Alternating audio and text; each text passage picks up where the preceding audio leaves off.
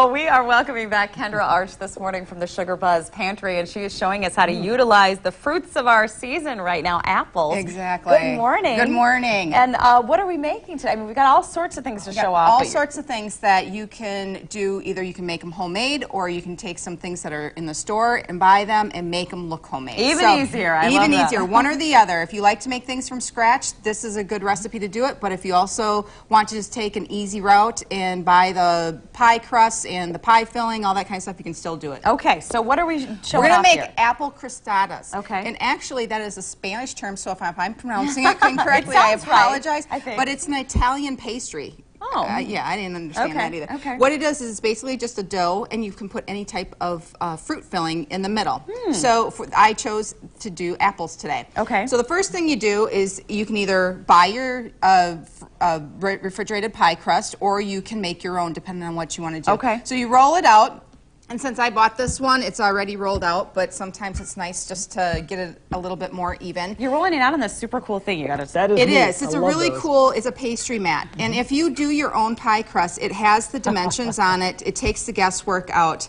You can go ahead and take it out. Yeah, I was just going to say it's got like 10 inches, 12 inches. You know, exactly how big you need want it to be. Right. Yeah. So then you don't have to like, really cool. that's too big or that's too small. Okay. And it's easy to store and clean up. It just folds right up, stores right into your drawer. So so now that we have our pie crust rolled out, we're going to take a big round cutter. These work best with a 4 to a 5 inch circle cutter. If you don't have one of those, you can find a big jar or something at home as well. Gotcha. And once you get those cut out, then I'll show you how to form them. Okay. Go ahead. All right. We're just Give gonna one to Josh here. Oh, excellent. Thank you. You have to make one too, Josh. Oh, no. Okay, so what are we doing? So what we're going to do is we're going to take this circle, and we're just going to try and make like a little basket. So you pull it up. Okay. And you pinch it fold up. it over. Fold it over. You want to take about a 1/4 of an inch to a 1/2 an inch up. Okay.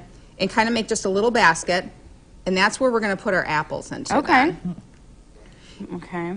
It works better when the dough is just a little bit warm, kind of like it is right now. Yeah. When it's colder, it wants to flop back Oh, down. back out. Okay. But we'll fold it over onto the apple sun. Okay. And for this recipe, 4 of the crostatas will take about 2 cups of apples. So whether you want more or less. In here, I have 3 tablespoons of sugar and a 1/2 teaspoon of cinnamon already made up. And if you want more or less than that, you know, depending on if you want a little bit sweeter or a little bit more spicier, you can go ahead. You coat your apples with your sugar. It smells so good. It does.